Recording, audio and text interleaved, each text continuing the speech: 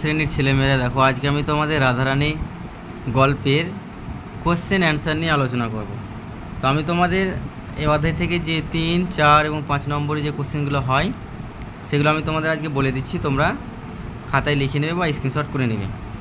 প্রথম যে কোশ্চেনটা হচ্ছে, কিন্তু আর আহারের সংস্থান রহিল না, এই সংস্থান না থাকার কারণ আলোচনা করো, অথবা রাধারানীর মার দৈন্য দশার কারণ কি।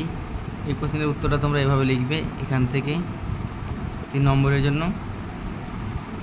তারপরে হচ্ছে এটা মোস্ট ইম্পর্টেন্ট যেটা কোশ্চেন, সেটা হচ্ছে অগত্যা রাধারানী কাঁদিতে কাঁদিতে ফিরিল, রাধারানীর কেঁদে কেঁদে ফেরার কারণ ব্যাখ্যা করো। উত্তরটা তোমরা লিখবে এইভাবে, এখান থেকে লিখবে। তারপরে এই কোশ্চেনে তোমরা করবে, রাধারানীর ক্ষুদ্র বুদ্ধিটুকুতে ইহা বুঝিতে পারিল, কার বুদ্ধিকে ক্ষুদ্র বুদ্ধি বলা হয়েছে এবং কেন। তোমরা এখান থেকে উত্তরটা লিখবে এতটুকু।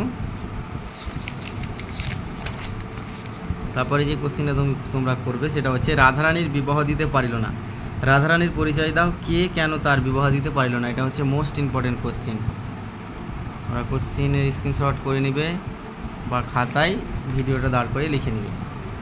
তারপরে অগত্যা রাধারানী কাঁদিতে কাঁদিতে ফিরিল, রাধারানীর কোথা থেকে ফিরল, সে কাঁদছিল কেন। এটা 5 নম্বরের কোশ্চেন অনেক সময় চলে আসে, যে তোমরা উত্তরটা লিখবে এইভাবে এই পর্যন্ত।